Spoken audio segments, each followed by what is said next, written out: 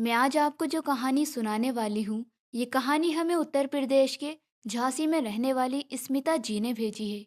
ये कहानी सच्ची घटना पर आधारित है, जिसको खुद स्मिता जी ने अपनी आंखों से देखा है। स्मिता जी का कहना है कि अमीरी और गरीबी में फर्क करने वाले लोग ये क्यों नहीं समझते कि अच्छे बुरे हालात तो सबके आगे आते हैं। ये एक ऐसी कहानी है जिसमें अमीरी और गरीबी में फर्क दिखाया गया है। और फिर एक वक्त ऐसा आया जब गरीब औरत ने अमीर औरत का साथ दिया। और फिर कुछ ऐसा हुआ। फिर रिया अपनी मरी हुई बेटी को गोद में रखकर बुरी तरह से रो रही थी। उसे किसी की मदद की जरूरत थी, मगर उसकी मदद करने वाला कोई भी नहीं था। सारी रात वो अपनी बेटी को समझाते समझाते थक गई कि वो खाने का इंतजाम कर लेगी, मगर उसकी बेटी रोती रही, माँ मुझे भूख लग रही है। फिर रिया ने काफी हद तक कोशिश कर ली थी कि उसे खाना मिल जाए। इतनी रात को उसे खाना कहाँ मिलता। जहाँ से उसे खाने की उम्मीद थी वो वहाँ चली गई थी, मगर वो वहाँ से धक्के खाकर वापस आई थी। जब वो अपने घर वापस आई तो उसकी बेटी गहरी नींद में सो चुकी थी। हालांकि बड़ी बेटी और छोटा बेटा तो पहले ही सो गए थे। पिंकी प्रिया की सबसे छोटी बेटी थी, जिसकी उम्र 5 साल थी। उसे लगा उसकी बेटी सो गई है, मगर वो सोई नहीं थी। वो जिस तरह की कंडीशन में जमीन पर पड़ी हुई थी, उस हिसाब से कोई कैसे सो सकता है। जब उसने अपनी बेटी पिंकी को झंझोड़ा तो उसकी चीख निकल गई, क्योंकि उसकी बेटी पिंकी तो इस दुनिया से जा चुकी थी। और फिर धीरे धीरे सवेरा होने लगा। उसकी चीखों पुकार पर एक एक करके लोग इकट्ठा होने लगे। ये 10 साल पुरानी बात है, जब प्रिया की गरीब माँ लोगों के घरों में काम करने जाती थी। प्रिया के पिता की मौत हो चुकी थी। अपने पति की मौत के बाद उसकी माँ ने लोगों के घरों में नौकरानी बनकर काम करना शुरू कर दिया था। और इस तरह से वो अपना और अपनी बेटी का पेट पाल रही थी। उसकी माँ जिस औरत के यहाँ काम करती थी, वो औरत बहुत अमीर थी। उसके पति की हाल फिलहाल में मौत हुई थी, मगर वो अपने पति का बिजनेस संभाल रही थी। उसकी एक छोटी बेटी थी निधि, जो कि बहुत ज्यादा घमंडी थी। बचपन से लेकर जवान होने तक उसने कभी भी अपनी नौकरानी की बेटी से दोस्ती नहीं की थी। हालांकि प्रिया उनके घर पर अपनी माँ के साथ कभी कभी जाया करती थी। जब उसकी माँ को ज्यादा काम होता था, तब वो अपनी बेटी को अपनी जरूरत के लिए मालकिन के यहाँ लेकर आ जाती थी। कई साल गुजर गए थे। प्रिया और निधि दोनों जवान हो गई थी। निधि की माँ ने अपनी बेटी की बर्थडे पार्टी रखी थी, जिसमें बड़े बड़े अमीर परिवारों को इनवाइट किया गया था। उस दिन उनके घर में काम बहुत ज्यादा था, इसलिए प्रिया की माँ ने प्रिया से कहा, बेटा आज मेरे साथ मालकिन के घर काम करने के लिए चलो। आज वहाँ पार्टी है और मुझे तुम्हारी बहुत जरूरत पड़ेगी। प्रिया अपनी माँ के साथ पार्टी में आ गई थी। यहाँ पर वो मेहमानों को जूस वगैरह सर्व कर रही थी। प्रिया बहुत सुंदर थी, जबकि निधि भी खूबसूरत थी। लेकिन निधि की खूबसूरती आर्टिफिशियल थी। वो मेकअप का इस्तेमाल बहुत करती थी, और वो अमीर बाप की बेटी थी। छोटे छोटे कपड़े पहनती थी, इसीलिए उसकी खूबसूरती ज्यादा झलक कर बाहर आई थी। जबकि प्रिया एक मासूम और सीधी सादी लड़की थी, जो शरीफ होने के साथ साथ अपनी इज्जत को हमेशा ढककर रखती थी। निधि की माँ को इस बात से कोई एतराज नहीं होता था कि उनकी नौकरानी अपनी बेटी को भी काम के लिए साथ लेकर आती है, बल्कि वो तो अपनी नौकरानी और उसकी बेटी से हमेशा खुश रहती थी। निधि की माँ ने उसके लिए बहुत अच्छी पार्टी रखी थी। वहां पर निधि की मम्मी की सहेली पारुल सक्सेना जी और उनका बेटा नीरज सक्सेना भी आया हुआ था। नीरज सक्सेना बेहद स्मार्ट था। वो भी शहर के बिजनेसमैन लोगों के लिस्ट में आता था। जब प्रिया जूस सर्व करते करते नीरज सक्सेना के पास जाकर उसे जूस देने लगी, तो नीरज की नजरें प्रिया के चेहरे पर थमकर रह गई थी।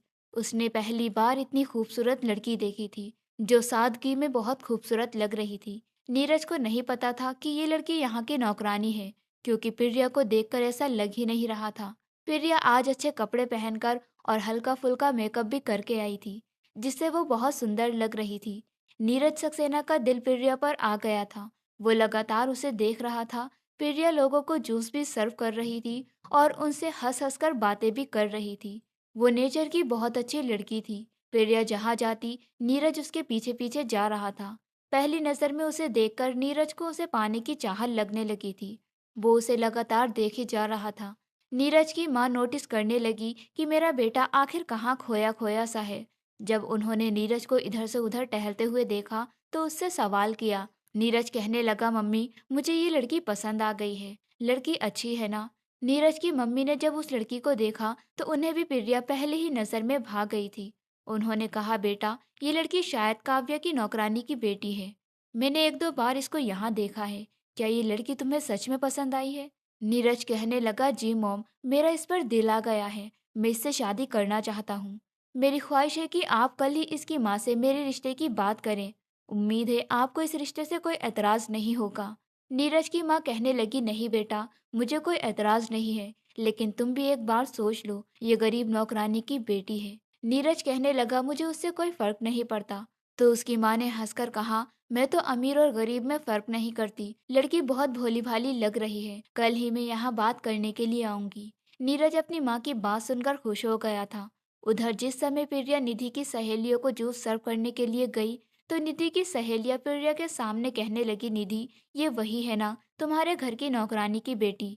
आज देखो कैसे बन ठन कर आई है।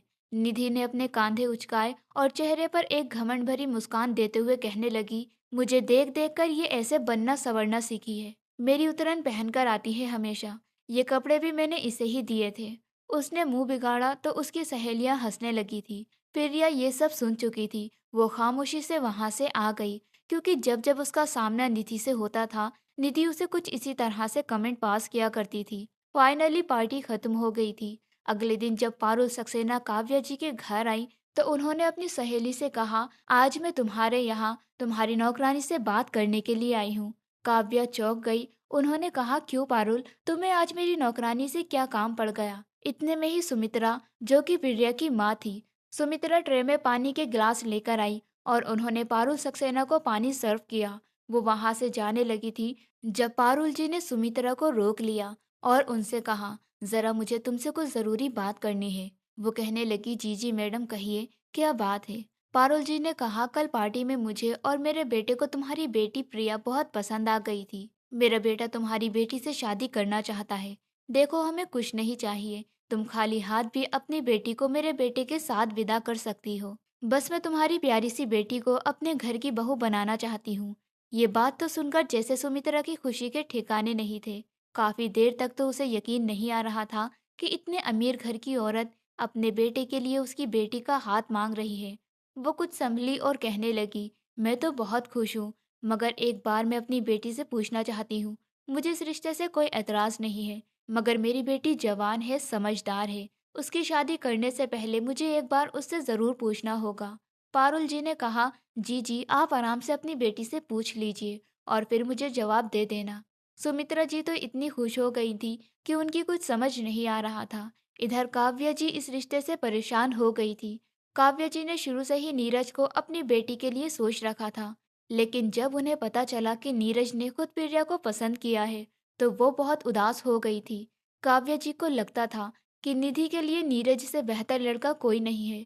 इसीलिए कुछ दिनों बाद वो अपनी सहेलियों से दोनों के रिश्ते की बात करना चाहती थी। लेकिन आज पारुल जी ने उनके घर आकर जब प्रिया के रिश्ते की बात की, तो वो कुछ सोचने पर मजबूर हो गई। मुझे सबसे पहले अपनी बेटी की खुशी ज्यादा जरूरी थी, क्योंकि उन्होंने अपनी बेटी को ये बात पहले ही बता दी थी कि वो नीरज को अपने घर का दामाद बनाना चाहती है। उनकी बेटी खुश हुई थी और तभी से वो मन ही मन नीरज को चाहने लगी थी। रात को जब सुमित्रा जी अपने घर गई, तो उन्होंने ये सब कुछ प्रिया को बताया। उन्होंने कहा, तेरे लिए तो बहुत अच्छा रिश्ता आया है। कल पार्टी में एक बड़े मालिक ने तुझे अपने लिए पसंद कर लिया। वो तुझसे शादी करना चाहते हैं। मैं तुझसे तेरी मर्जी जानना चाहती हूँ, ताकि कल उन लोगों को हाँ कर दूँ और फिर तेरी शादी उनके घर में हो जाए। वो बहुत अमीर लोग हैं। प्रिया अपनी माँ की बात सुनकर क्या कहती, वो बस यार करने लगी। उसे तो यकीन ही नहीं हो रहा था कि उसकी किस्मत इस तरह से भी जाग सकती है कि कोई अमीर लड़का खुद उसे पसंद करे। प्रिया के दिल में तो लड्डू फूटने लगे थे। प्रिया ने फौरन इस रिश्ते के लिए हाँ कर दी थी। अगले दिन सुमित्रा जब अपनी मालकिन के यहाँ काम करने के लिए गई, तो उसने सोच लिया था कि आज उसका जवाब जानने के लिए पारुल जी यहाँ जरूर आएंगी। उसी समय काव्या जी खामोशी से सुमित्रा के घर जाने के लिए निकल गई थी, क्योंकि वो जानती थी कि उनकी बेटी इस समय घर में अकेली होगी। उन्होंने घर का दरवाजा बजाया, तो घर का दरवाजा प्रिया ने खोला था। अपनी मालकिन को दरवाजे पर खड़ा हुआ देखकर प्रिया चौंक गई। उसने उन्हें घर के अंदर आने के लिए कहा। उसने कहा, मालकिन, आप यहाँ, सब ठीक तो है ना? काव्या जी उसके सामने बैठ गई और कहने लगी, मैं तुमसे बहुत जरूरी बात करने के लिए आई हूँ। कल तुम्हारी माँ ने तुम्हें रिश्ते के बारे में बताया होगा। प्रिया ने अपनी माँ को हाँ में जवाब दिया। काव्य ने कहा, तो फिर तुमने अपनी माँ को क्या जवाब दिया है? प्रिया कहने लगी, मैंने रिश्ते के लिए हाँ कह दिया है। जी आप ये सब कुछ क्यों पूछ रही हो? तो वो कहने लगी, देखो बेटा, आज मैं यहाँ तुमसे अपनी बेटी की खुशियों का सौदा करने आई हूँ। नीरज को मेरी बेटी पसंद करती है और मैं उसकी शादी उसके साथ करवाना चाहती हूँ। लेकिन कल नीरज ने हमारे यहाँ की पार्टी में तुम्हें पसंद कर लिया। अगर तुमने रिश्ते के लिए हाँ कर दी तो मेरी बेटी की खुशियाँ खत्म हो जाएंगी। मैं चाहती हूँ कि तुम इस रिश्ते के लिए इनकार कर दो। तुम्हारी शादी मैं खुद अपनी जिम्मेदारी से अच्छे घर में करवाऊंगी। मेरी बेटी को नीरज की पत्नी बनने दो। देखो, सारी जिंदगी मैंने तुम्हारा और तुम्हारी माँ का बहुत ख्याल रखा है। आगे भी मैं इसी तरह से तुम लोगों का ख्याल रखती रहूंगी। इसीलिए मेरी बात मान जाओ ना बेटा। तुम मेरी बात मानोगी ना? उन्होंने बड़े भोले अंदाज में प्रिया से बात की थी। उसी समय प्रिया को अपने सपने चूर चूर होते नजर आए थे। प्रिया उनकी बात को कैसे रद्द कर सकती थी? उसने मन में फैसला कर लिया था कि वो इतनी उम्मीद से यहाँ चलकर उससे रिक्वेस्ट करने आई है, तो फिर उसे उनकी बात माननी ही होगी। इससे पहले सुमित्रा जी पारुल जी से बात करती, तभी प्रिया ने अपनी माँ को फोन करके बता दिया कि वो इस रिश्ते से राजी नहीं है और वो लड़के वालों से कह दे कि लड़की ने खुद ही इस रिश्ते से इनकार कर दिया है। प्रिया की माँ ये बात सुनकर चौंक गई। उन्होंने अपनी बेटी पर डांट लगाई और कहने लगी, ये तुम क्या कह रही हो? प्रिया ने अपनी माँ को कुछ भी नहीं बताया, क्योंकि काव्या जी मना करके चली गई थी कि अपनी माँ को इस बारे में कुछ मत बताना कि मैं तुम्हारे घर भी आई थी। उसकी माँ डांटने लगी, कहने लगी, पागल लड़की, तेरी किस्मत बदल जाएगी उस घर में शादी करने से। मगर प्रिया तो लगातार इनकार किए जा रही थी। इनकार की वजह भी उसने अपनी माँ को नहीं बताई। उसकी माँ अपनी बेटी पर बहुत भड़कने लगी और फिर हार कर सुमित्रा जी को पारुल जी से कहना पड़ गया था कि माफ कीजिएगा, मेरी बेटी इस रिश्ते के लिए राजी नहीं है। उन्हें ये जानकर हैरानी हुई थी कि उनके बेटे को प्रिया जैसी मामूली लड़की इतनी आसानी से रिजेक्ट कैसे कर सकती है। ये सब जानकर तो नीरज को भी बहुत गुस्सा आया था। उसी समय काव्या जी ने मौके पर चौका मार दिया था और वो अपनी बेटी का रिश्ता लेकर पारुल जी के घर चली गई थी। उन्होंने जब कहा कि मुझे तो तुम्हारा नीरज पहले से ही अपनी बेटी के लिए पसंद है, तो फिर पारुल जी के पास भी इनकार की कोई वजह नहीं थी। इस तरह नीरज भी खामोश हो गया, क्योंकि वो प्रिया से शादी करने पर कोई जबरदस्ती तो नहीं कर सकता था। इस तरह निधि का रिश्ता नीरज के साथ तय हो गया था। प्रिया की माँ अभी भी प्रिया से नाराज थी। काव्या जी ने प्रिया का बहुत बहुत शुक्रिया अदा किया था, मगर प्रिया अपनी किस्मत को लेकर रोने लगी थी। उसे लगता था कि उसकी किस्मत नीरज से शादी करने के बाद बदल जाएगी। लेकिन यह बात उसकी मालकिन पर आ गई थी, इसीलिए वो उनके आगे कुछ न बोल सकी और उसने वैसा ही किया जैसा उसकी मालकिन ने कहा था। फिर कुछ समय बाद प्रिया ने खुद अपनी आंखों के सामने निधि की शादी नीरज के साथ होते हुए देखी। नीरज निधि के साथ शादी करना तो नहीं चाहता था, लेकिन जब उसकी पसंद ने ही इनकार कर दिया था, तो फिर उसे वही फैसला ठीक लगा जो उसकी माँ ने उसके लिए किया। कुछ समय बाद प्रिया की माँ ने उसकी शादी करने का भी फैसला कर लिया। प्रिया की शादी उसकी मालकिन ने अपने ड्राइवर के बेटे के साथ करवा दी थी। उसका बेटा भी ड्राइवर की ही नौकरी किया करता था और अच्छा खासा कमाता था। प्रिया की पूरी शादी का खर्चा उसकी मालकिन ने ही उठाया था। वो लड़का बहुत अच्छा था। शादी होने के बाद प्रिया ने अपने ससुर की ही बहुत सेवा की थी। दोनों बाप बेटे मिलकर जो भी कमाते प्रिया को ही लाकर दिया करते थे। प्रिया ने घर को अच्छी तरह से संभाल रखा था। उधर नीरज और उसकी फैमिली कुछ समय के लिए दूसरे शहर में शिफ्ट हो गए थे। वक्त इसी तरह से गुजरता चला गया। नीरज निधि के साथ जिंदगी गुजार तो रहा था, मगर वो खुश नहीं था, क्योंकि निधि एक अच्छी पत्नी नहीं बन पाई थी। शादी के बाद निधि की डिमांड्स और ज्यादा बढ़ गई थी। वैसे तो नीरज के पास किसी चीज की कमी नहीं थी, लेकिन उसे किसी ऐसी लड़की की चाहत थी जो कम में भी गुजारा कर ले। धीरे धीरे निधि की शादी को 2 साल हो गए थे। इस दौरान निधि ने एक बेटे को भी जन्म दिया था। उधर प्रिया की माँ अभी भी काव्या जी के घर काम करती थी। निधि कभी कभी अपने मायके आती थी, तो सुमित्रा जी अपना दिल महसूस कर रह जाती थी कि अगर नीरज से प्रिया की शादी हो जाती तो आज नीरज उनका दामाद होता। वैसे तो प्रिया भी अपने ससुराल में खुश थी, लेकिन इतनी खुश नहीं थी जितनी निधि रहती थी।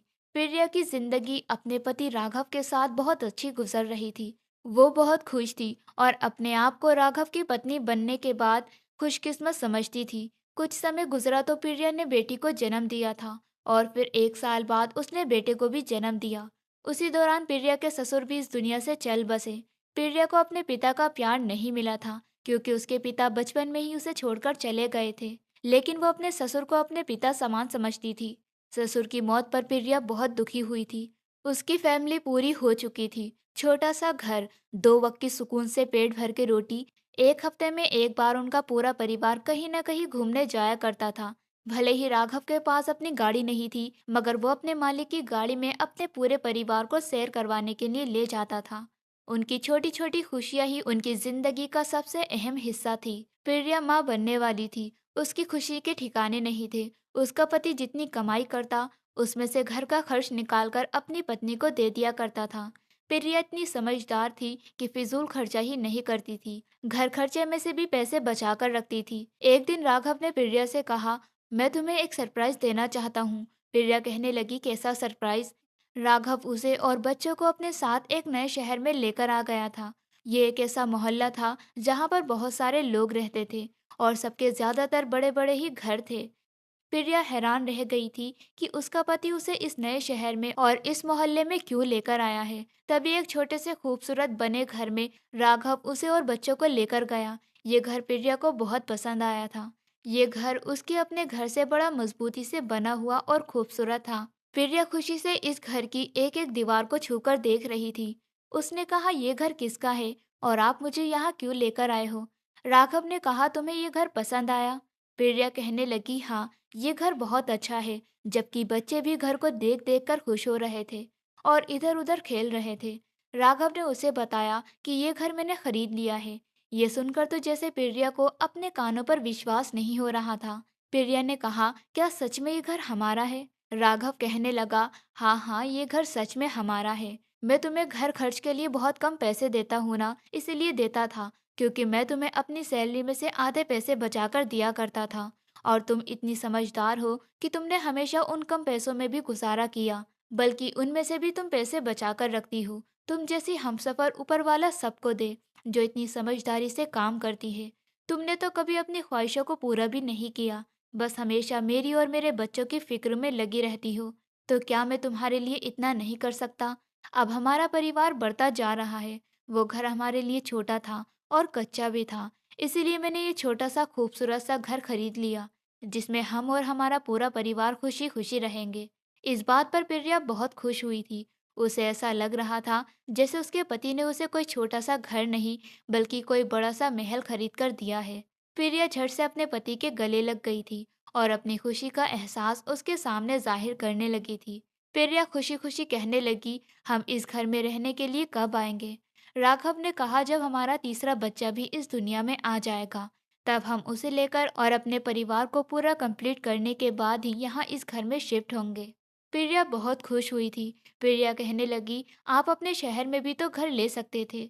राघव ने बताया कि उसके मालिक का ऑफिस यहाँ पर है, उसे यहाँ आने जाने में दिक्कत होती, इसीलिए उसके मालिक ने उसे एडवाइस दी कि तुम इस शहर में ही घर खरीद लो।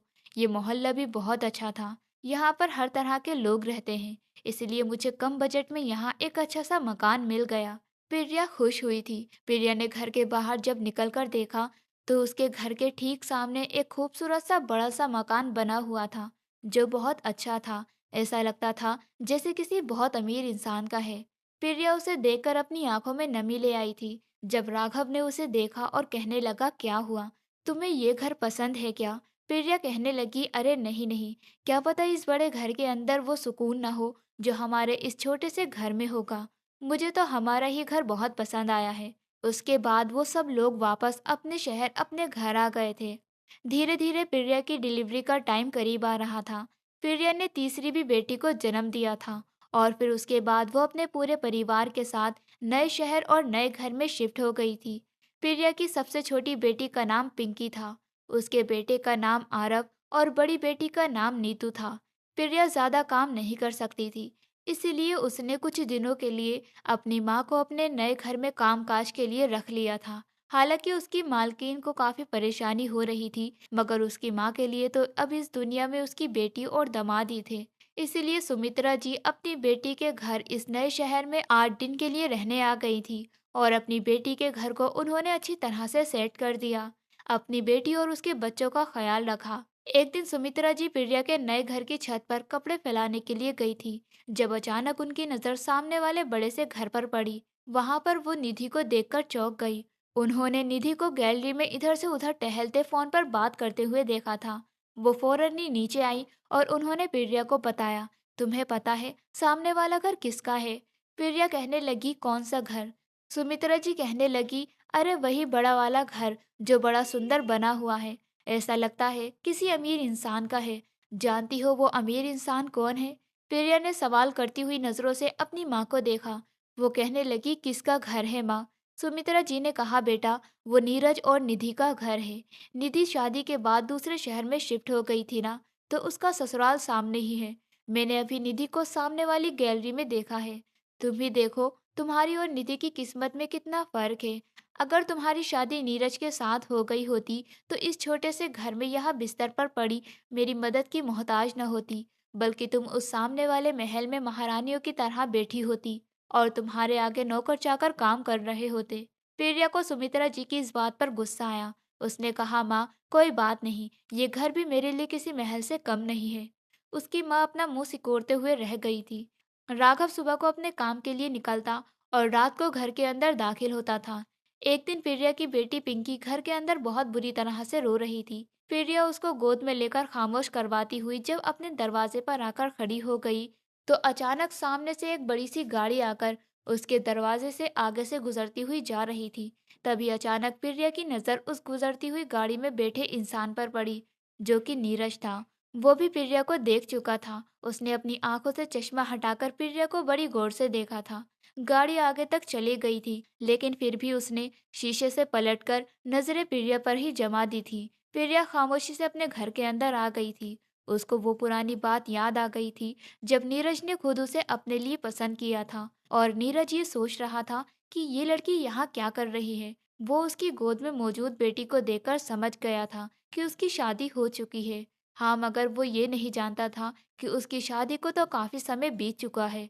नीरज और निधि का एक ही बेटा था। कुछ दिनों बाद निधि का सामना भी प्रिया से हो गया था। जब वो सुबह के समय जॉगिंग पर जा रही थी और उसने घर के दरवाजे पर खड़ी हुई प्रिया को उसके पति के साथ देखा, जो अपने पति को दरवाजे पर आकर लंच बॉक्स दे रही थी। निधि काफी देर तक राघव को वहां से जाता हुआ देखती रही। फिर धीरे धीरे चलती हुई वो प्रिया के दरवाजे तक आई।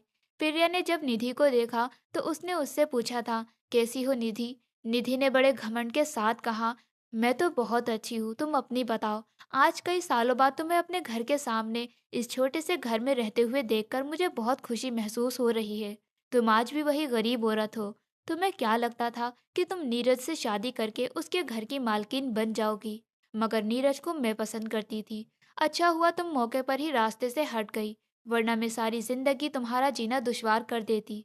प्रिया ने बड़ी संभल कर जवाब दिया। प्रिया कहने लगी, जिसके नसीब में जो हमसफर है उसको वही मिलना है। मैं अपने पति के साथ और अपने बच्चों के साथ बहुत खुश हूँ। भगवान तुम्हें भी हमेशा खुश रखे। वो ये कहकर निधि के मुंह पर दरवाजा बंद करके अपने घर के अंदर चली गई थी। निधि को गुस्सा आया और वो जॉगिंग करने के लिए चली गई। जॉगिंग करते करते वो यही सोच रही थी कि ये अपने आप को समझती क्या है। सारी जिंदगी मेरी उतरन पहनकर बड़ी हुई है और जिंदगी भी इन दोनों माँ बेटी ने मेरी माँ के टुकड़ों पर ही गुजारी है। निधि और प्रिया अब एक ही मोहल्ले में रहती थी। दोनों का घर आमने सामने था और दोनों ही एक दूसरे को अच्छी तरह से जानती थी। वो दोनों एक दूसरे की पड़ोसन बन गई थी। हालांकि उस मोहल्ले में और भी बहुत सारे लोग रहते थे। प्रिया ज्यादातर अपने घर के अंदर ही रहती थी, लेकिन जब वो घर से बाहर निकलती तो आस पड़ोस की औरतों से बड़े मेल और मोहब्बत से बातें किया करती थी। जबकि निधि एक घमंडी औरत थी।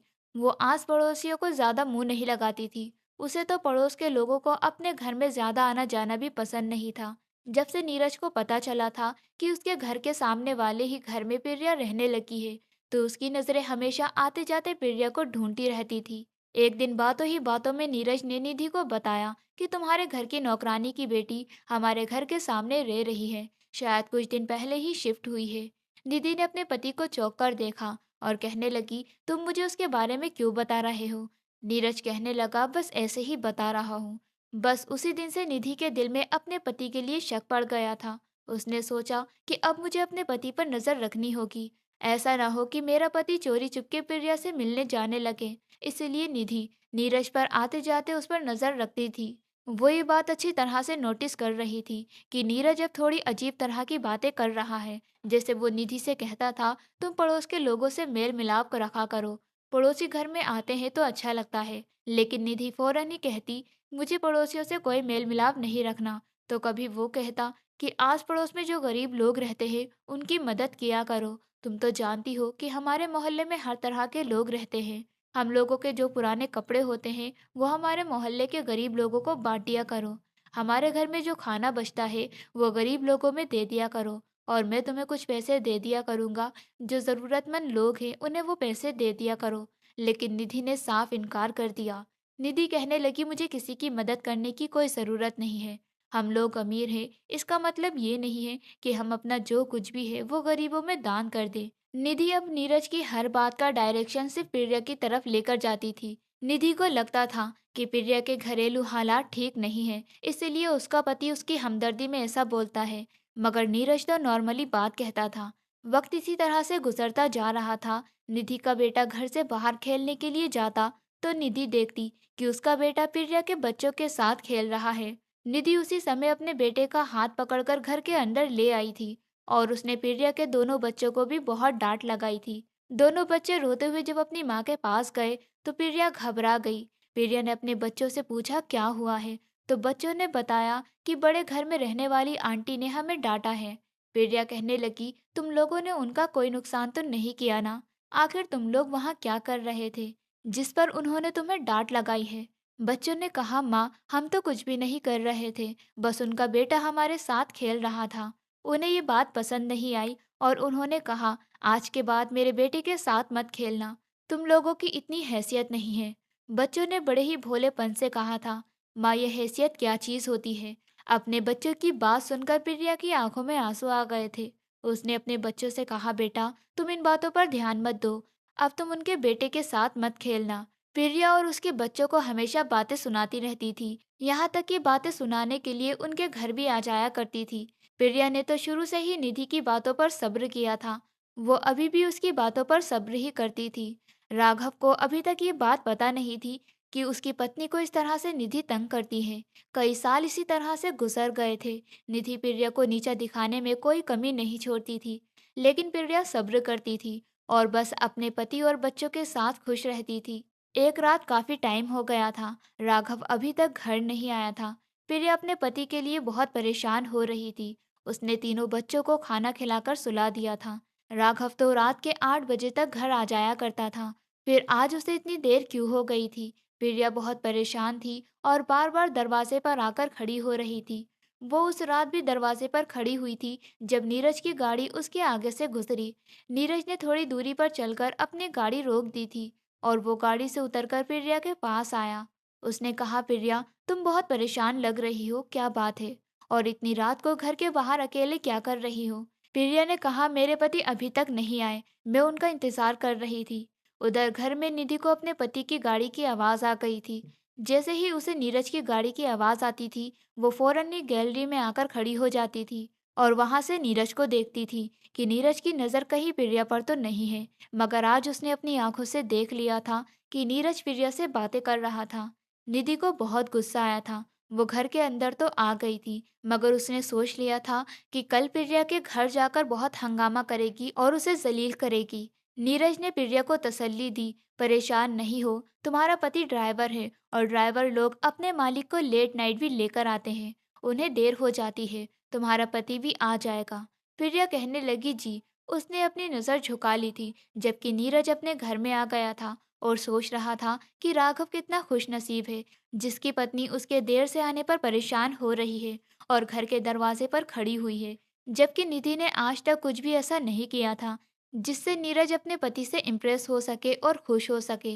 निधि तो ऐसी ही थी कि नीरज की कोई बात मानती ही नहीं थी, यहाँ तक कि उसने तो अपने माता पिता से भी उसको अलग कर दिया था। जब नीरज घर के अंदर आया तो उसे अपनी पत्नी का मूड ठीक नहीं लगा था, लेकिन उसने उसको इग्नोर कर दिया। उधर प्रिया अपने पति का इंतजार करते करते थक गई थी। वो ये नहीं जानती थी कि उसके पति के साथ क्या हुआ है। दरअसल उसका पति जब अपने मालिक को उनके घर ड्रॉप करने जा रहा था, तो जिस रास्ते से अक्सर वो लोग जाया करते थे, वो रास्ता उस दिन बंद था। क्योंकि आगे कंस्ट्रक्शन का काम चल रहा था, इसलिए राघव गाड़ी दूसरे रास्ते से लेकर आया।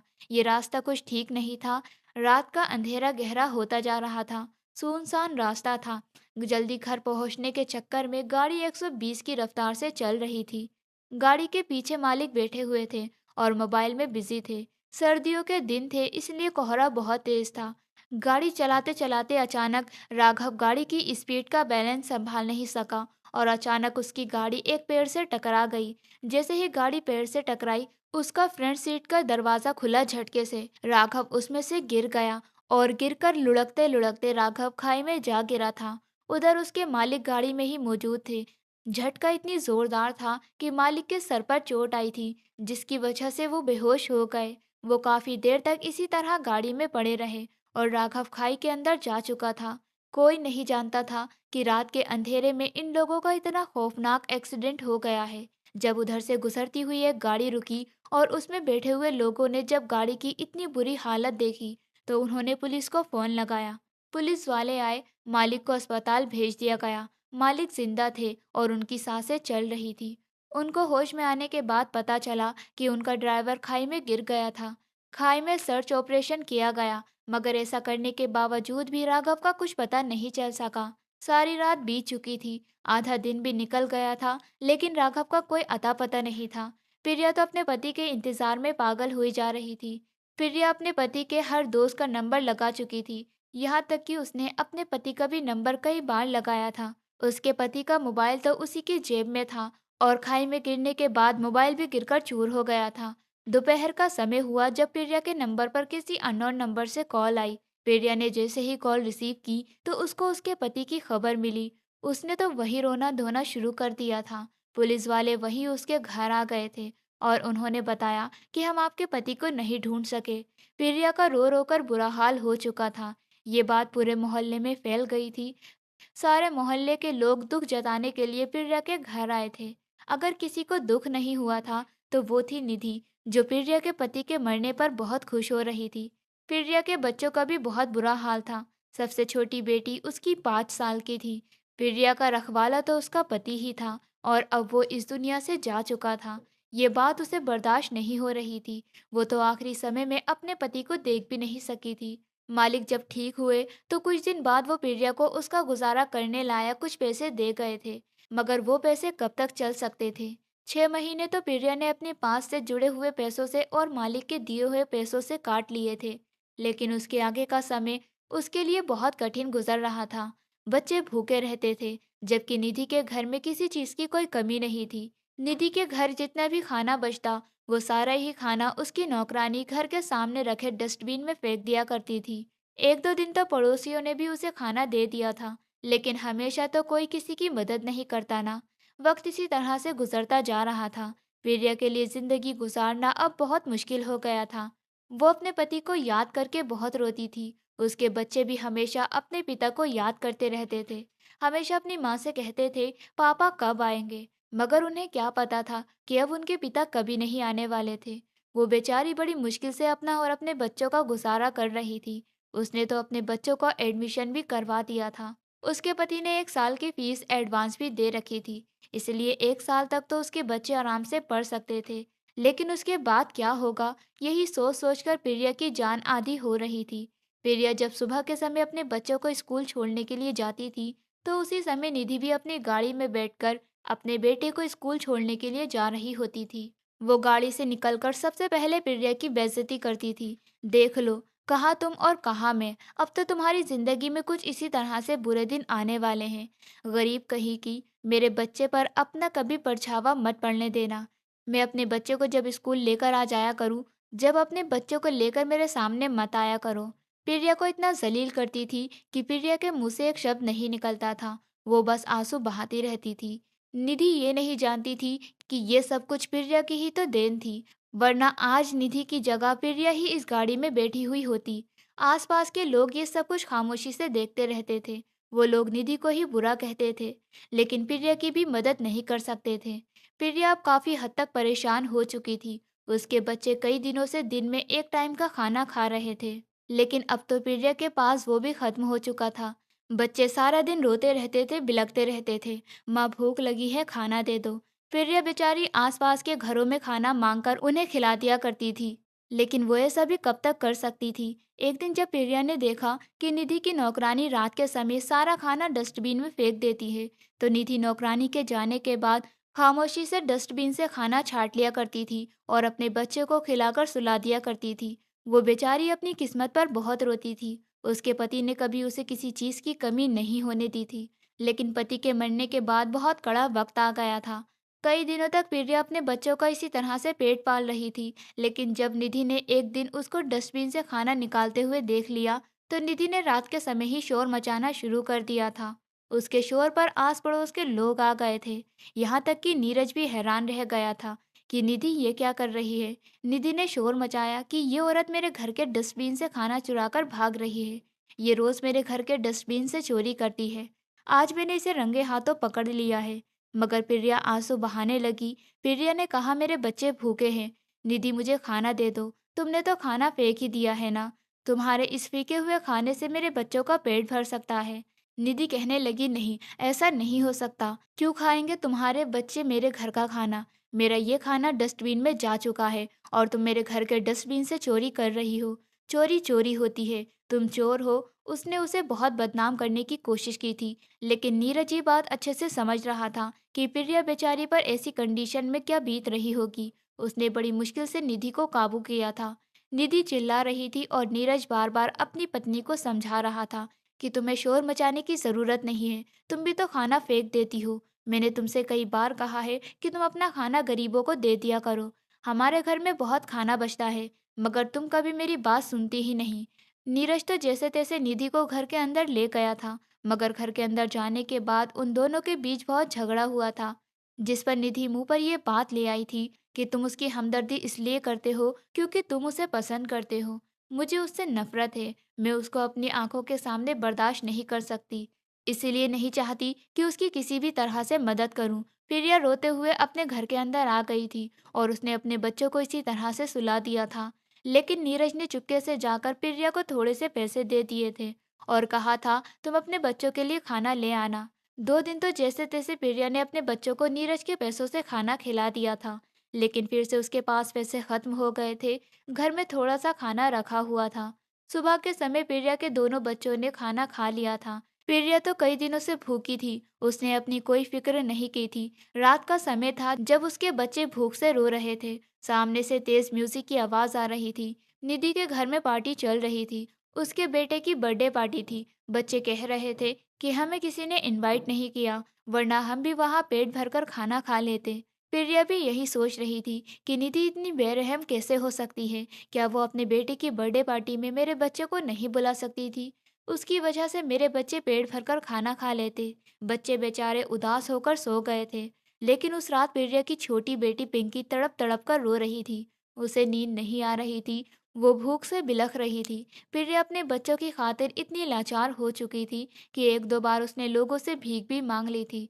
अब फिर से उसे भीख मांगने के अलावा कोई और रास्ता नजर नहीं आया था। उसकी बेटी लगातार रोए जा रही थी, तो उसने अपनी बेटी को समझाया कि तुम यहीं रुको और सोना नहीं, मैं खाने का इंतजाम करके आती हूँ। रात के लगभग 3 बज रहे थे। प्रिया सबके घर के दरवाजे बजाने चली गई, मगर उस रात किसी ने दरवाजा ना खोला। सर्दी ज्यादा थी जब लोग गर्म बिस्तर में सो रहे थे। ऐसा कौन था जो अपने घर के बिस्तर से निकलकर दरवाजा खोलकर उसे खाना देने के लिए आता। फिर वो निधि के घर चली गई और वहां जाकर उसने दरवाजे से झांक कर देखा तो अंदर पार्टी चल रही थी। मेहमान अभी भी मौजूद थे। प्रिया ने सोचा आज घर में बहुत अच्छा खाना बना होगा। प्रिया जोर जोर से आवाज लगाने लगी। उसने सोचा अगर उसे निधि नहीं दिखाई दी तो वो नीरज से ही मदद मांग लेगी, मगर उसे कोई नजर नहीं आया। और वो एक बार तो वहां से चली गई, मगर फिर दोबारा दरवाजा बजाने लगी। तो तेज म्यूजिक की वजह से किसी ने दरवाजा नहीं खोला। काफी देर तक प्रिया वहीं पर खड़ी रही। निधि दरवाजे पर आई और उसने देखा कि प्रिया दरवाजे पर खड़ी हुई है। प्रिया ने उससे हाथ जोड़कर खाना मांगा। उसने कहा, प्लीज निधि, मेरी बेटी बुरी तरह से रो रही है, उसे खाना दे दो। मैं सारी जिंदगी तुम्हारा एहसान नहीं भूलूंगी। लेकिन निधि ने तो प्रिया को धक्का दे दिया और कहा, तुम्हारा रोज का यही नाटक है। गरीब हो तो गरीब ही रहोगी ना, जाओ कहीं और से चोरी कर लो। वो बेचारी रोते हुए अपने घर को वापस आ गई थी। प्रिया मुंह लटकाकर जब घर आई तो उसने देखा कि उसकी बेटी बेसुध हालात में जमीन पर लेटी हुई है। उसने अपनी बेटी को गोद में लिया तो देखा कि उसकी बेटी कोई हरकत नहीं कर रही। उसे लगा कि वो सो गई है, मगर जब उसे महसूस हुआ कि उसकी सांसें नहीं चल रही, तो उसने चीख चीख कर रोना शुरू कर दिया, क्योंकि वो समझ चुकी थी कि उसकी बेटी इस दुनिया से जा चुकी है। काफी समय तक वो इसी तरह से रोती रही। धीरे धीरे दिन निकल आया। उसके चीखने चिल्लाने की आवाजें सुबह तक भी इसी तरह से थी। भीड़ इकट्ठा हो गई थी। लोग समझ गए थे कि उसकी बेटी मर गई है। बेचारी पिरिया का बहुत बुरा हाल था। उसने बड़ी मुश्किल से खुद को संभाला था। उसके पास अभी 2 बच्चे और थे। वो नहीं चाहती थी कि उसके दोनों बच्चे भी इसी तरह से मर जाएं। इसीलिए उसने फैसला कर लिया था कि वो कल से भीख मांगने जाने लगेगी। ये सब देखकर नीरज को बहुत अफसोस हुआ था। नीरज ने खामोशी से प्रिया को थोड़े से पैसे दे दिए थे। प्रिया अपना गुजारा कर लिया करती थी, लेकिन निधि अब नीरज को बहुत बुरा समझने लगी थी। हमेशा अपने पति से लड़ती रहती थी कि तुम उसकी मदद क्यों करते हो। नीरज निधि की तरफ से मजबूर हो गया था, इसलिए अब वो उसे कोई जवाब नहीं देता था। कई दिन इसी तरह से गुजर गए थे। निधि का अभी भी यही था कि वो प्रिया को बात बात पर जलील करने के लिए उसके घर आ जाती थी, जिससे आस पड़ोस के लोग भी इकट्ठा कर लिया करती थी। सब लोग सिर्फ खामोशी से तमाशा देखते रहते थे। लेकिन प्रिया अब बहुत तंग आ गई थी। उसने नीरज से मना कर दिया था कि उसे अब किसी की जरूरत नहीं है। वो खुद भीख मांगकर अपना गुजारा कर लेगी। नीरज को अपनी बेबसी पर बहुत अफसोस हो रहा था कि वो प्रिया के लिए कुछ नहीं कर पा रहा है। बेचारी ने अपनी बेटी भी खो दी, लेकिन अब निधि का बुरा वक्त शुरू होने वाला था, क्योंकि धीरे धीरे निधि अब बीमार रहने लगी थी। प्रिया तो बेचारी घर में रहती नहीं थी। वो तो सुबह को अपने दोनों बच्चों को लेकर भीख मांगने के लिए निकल जाती थी और रात को ही घर वापस आती थी। निधि धीरे धीरे इतनी बीमार रहने लगी थी कि उसकी हालत बहुत खराब हो गई थी। उसे कोई पहचान भी नहीं पा रहा था। उसका पति बहुत परेशान था। वो उसे अस्पताल में भर्ती करवा चुका था। अपनी बेटी की इस हालत देखकर निधि की माँ काव्या जी भी अस्पताल में आ गई थी और अपनी बेटी का ख्याल रखने की हर तरह से कोशिश कर रही थी। प्रिया इस बारे में कुछ नहीं जानती थी, क्योंकि प्रिया की जिंदगी अब भीख मांगकर ही गुजर रही थी। वो बेचारी नहीं चाहती थी कि उसके बच्चे और ज्यादा गरीबी सहे। वो बेचारी अपने बच्चों को लेकर भीख नहीं मांगना चाहती थी, लेकिन वक्त और हालात ने उसे बहुत मजबूर कर दिया था। प्रिया जब एक दिन सुबह के समय अपने बच्चों को लेकर बाजार में भीख मांगने के लिए घर से निकल रही थी, तब उसने पड़ोस की 2 औरतों को आपस में बात करते हुए सुना। वो दोनों कह रही थी कि तुमने सक्सेना जी की बीवी को देखा है?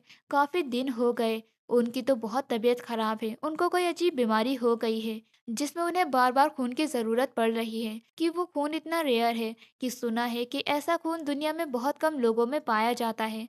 उनका पति तो परेशान हो गया है कि खून का इंतजाम कैसे करे।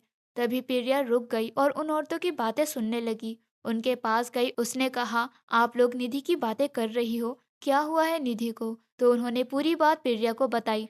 प्रिया को बड़ी हैरानी हुई थी कि निधि तो बिल्कुल ठीक थी। हाँ, लेकिन पिछले 3 महीने से निधि और प्रिया का कोई सामना नहीं हुआ था।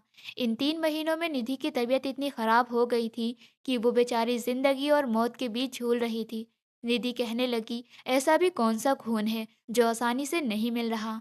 उनमें से मौजूद एक औरत ने बताया कि शायद गोल्डन ब्लड, जिसे आरेशनल ब्लड भी कहा जाता है, निधि का ब्लड ग्रुप यही है। ये खून बहुत महंगा होता है और बहुत कम लोगों में पाया जाता है।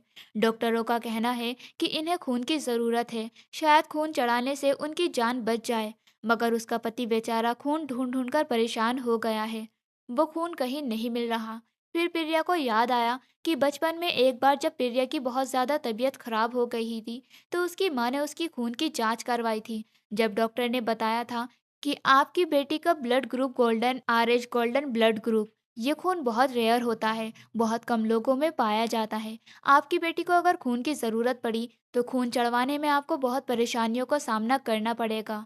मैंने तभी उन दोनों औरतों को बताया कि क्या मैं निधि को खून दे सकती हूँ? मेरा भी वही ब्लड ग्रुप है जो निधि का है। वो दोनों औरतें मेरी बात पर हंसने लगी और कहने लगी, अरे तुम निधि को नहीं जानती, वो तुम्हारी कितनी इंसल्ट करती है और तुम उसकी मदद करने के लिए तैयार हो रही हो। वो औरत तो हमें ही बेइज्जत करने में कोई कमी नहीं छोड़ती, तो फिर तुम क्या चीज़ हो? प्रिया उन दोनों की बात पर खामोश हो गई थी। लेकिन उस दिन अपने बच्चों को पहले स्कूल छोड़ने के बाद फौरन ही अस्पताल में चली गई। जहाँ पर निधि एडमिट थी, उसने देखा कि वहां पर मालकिन और नीरज बैठा हुआ था। सबसे पहले प्रिया जाकर अपनी मालकिन के गले लगी और फिर उसने उन दोनों से कहा कि मैं निधि की मदद करने के लिए तैयार हूँ। उसने बता दिया कि मेरा ब्लड ग्रुप वही है जो निधि का है और जिस खून की आप लोग तलाश कर रहे हो। नीरज हैरान हुआ, कहने लगा, प्रिया तुम अभी भी निधि की मदद करने के लिए तैयार हो? उसने तुम्हें कितना बेइज्जत किया है। प्रिया कहने लगी, हाँ मैं उनकी मदद करने के लिए तैयार हूँ, क्योंकि मैं और मेरी माँ ने मालकिन का नमक खाया है और हमारे नमक में नमक हरामी नहीं है। नीरज बहुत खुश हुआ था और इस तरह से प्रिया ने अपना खून निधि को दे दिया था। खून के बदले नीरज ने प्रिया को कुछ पैसे देने चाहे, मगर प्रिया ने साफ इनकार कर दिया। उसने कहा, ये मदद मैंने सिर्फ अपनी मालकिन की बेटी की हैसियत से की है। कुछ दिन तक निधि अस्पताल में रही। धीरे धीरे वो रिकवर होने लगी थी। प्रिया अभी भी भीख मांग रही थी। एक दिन कुछ ऐसा करिश्मा हुआ कि प्रिया की खुशी के ठिकाने नहीं थे। उसके घर का दरवाजा बजा। उसने जैसे ही दरवाजा खोलकर देखा तो बड़ी सी दाढ़ी में, गंदे से कपड़ों में, लंबे लंबे बालों में उसका पति राघव सामने खड़ा हुआ था। वो अपने पति को देखकर फौरन ही पहचान गई थी। उसने अपने पति को रोते हुए गले से लगाया और उसे घर के अंदर आने के लिए कहा। बच्चों ने भी जब अपने पिता को देखा तो वो फूट फूट कर रोने लगे और अपने पिता को देखकर खूब खुश हुए। प्रिया रोने लगी और उसने कहा, तुम कहाँ चले गए थे राघव? तुम्हारे बिना मैंने ये समय कैसे गुजारा है, मैं तुम्हें बता नहीं सकती। राघव पूरे 1.5 साल बाद घर में आया था। राघव ने उसे बताया कि मेरा एक्सीडेंट हो गया था। मैं जिस खाई में गिर गया था, वहां से गिरने के बाद मेरे दिमाग पर बहुत गहरी चोट आई थी, लेकिन मेरे शरीर को कुछ नहीं हुआ था। जब सुबह सवेरे दिन निकला तो वहां पर मौजूद लोगों ने मुझे उठाकर अस्पताल में भर्ती कर दिया। मैं किसी गांव में पहुंच गया था। ये एक ऐसा गांव था जहां पर खेतीबाड़ी होती थी। वो लोग बार बार मुझसे मेरी पहचान पूछ रहे थे, मगर मैं अपने बारे में कुछ नहीं जानता था। मैंने काफी याद करने की कोशिश की कि मैं कौन हूँ, कहाँ से आया हूँ, लेकिन मुझे कुछ नहीं पता था। मैं उन लोगों के साथ उनके जैसा ही काम करने लगा था और हमेशा सोचता रहता था कि मैं कहाँ से आया हूँ। वो लोग बहुत अच्छे थे। उन लोगों ने मुझे अपने गांव में रहने दिया, मुझे खाने भी दिया, मेरा इलाज भी करवाया। एक दिन मैं काम करते करते बेहोश हो गया। मेरे सर में फिर से गहरी चोट आई थी, लेकिन जब मैं होश में आया तो मेरी याददाश्त वापस आ चुकी थी। मैंने उन्हें अपने बारे में सब कुछ बता दिया, तो उन लोगों ने मुझे यहाँ छोड़ दिया। मैं उन लोगों का बहुत एहसानमंद रहूंगा। अब तुम बताओ, तुम कैसी हो? प्रिया ने भी अपने बारे में राघव को सब कुछ बता दिया। प्रिया की आंखों से आंसू नहीं रुक रहे थे। उसने राघव को यह भी बता दिया कि मेरी बेटी इस दुनिया से जा चुकी है। राघव को बेहद अफसोस हुआ था, लेकिन उसने अपनी पत्नी से कहा कि अब तुम्हें फिक्र करने की जरूरत नहीं है, मैं सब कुछ ठीक कर दूंगा। प्रिया की जिंदगी में दोबारा से खुशियां लौट आई थी। उधर निधि भी धीरे धीरे ठीक होने लगी थी। निधि की माँ काव्या जी ने निधि के ठीक होने की खुशी में पार्टी रखी थी और बहुत सारे लोगों को इनवाइट किया था। लेकिन साथ ही साथ नीरज और काव्या जी ने प्रिया के परिवार को भी इनवाइट किया था। प्रिया ने आने से साफ इनकार कर दिया था, लेकिन नीरज के ज्यादा जिद करने पर प्रिया अपने पति के साथ उस पार्टी में आ गई थी।